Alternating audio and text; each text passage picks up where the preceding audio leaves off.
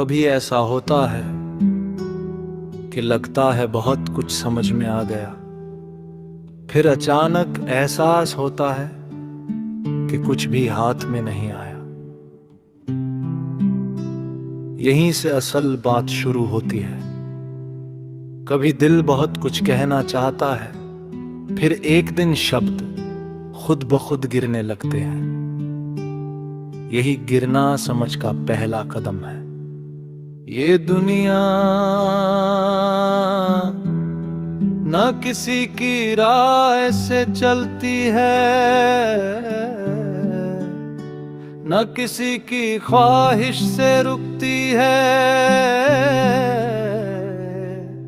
न किसी की समझ से बढ़ती है।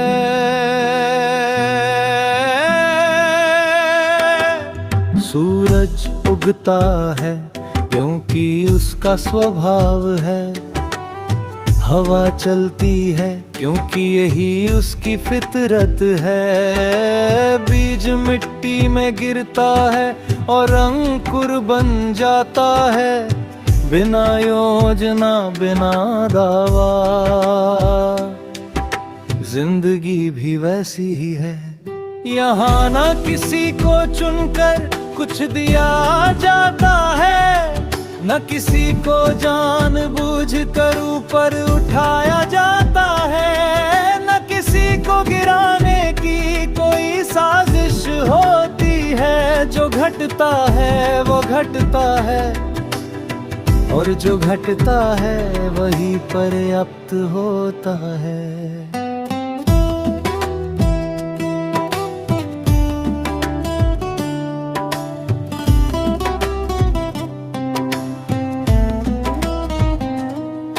जब ये साफ दिखने लगता है तो ज्ञान का बोझ अपने आप उतर जाता है।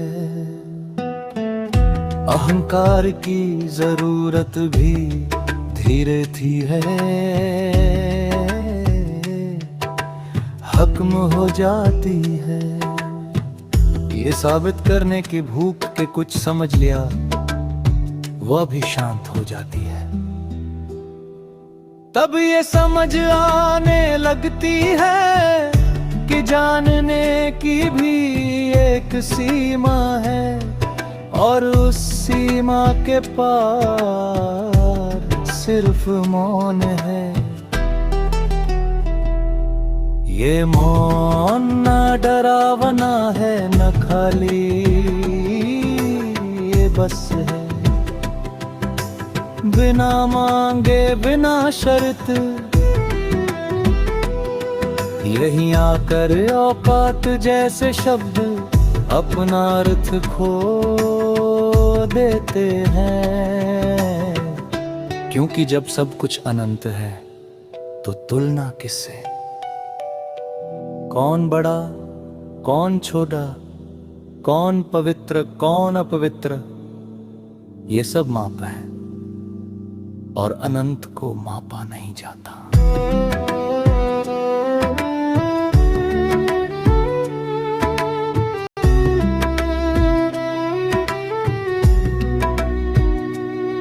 ये भी दिखने लगता है कि हर चीज को सिर्फ अपना काम दिया गया है। आग जलती है, पानी बहता है, पत्थर टिके रहते हैं, और जीवन अनुभव करता है। बस इतना ही, कोई अतिरिक्त अर्थ नहीं, कोई विशेष भूमिका नहीं, कोई गुप्त चयन नहीं। जब ये बात भीतर बैठ जाती है तो दोष ढूंढना रुक जाता है। पश्चाताप ढीला पड़ जाता है और भविष्य की चिंता धीमी हो जाती है। जो हुआ वह हुआ, उसका बोझ उठाए रखना जरूरी नहीं। जो सामने है वही पर्याप्त है,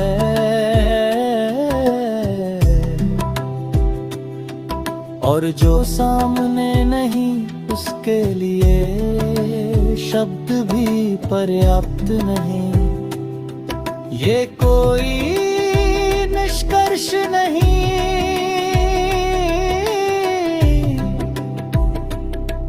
ये कोई सिद्धांत नहीं,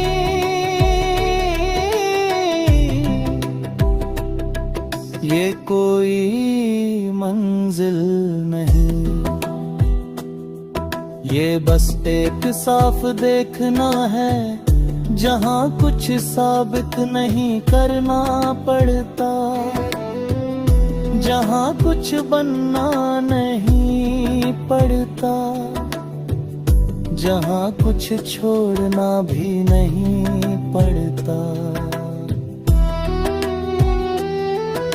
यही ठहराव है, यही सुकून है, और यही आकर आगे जाने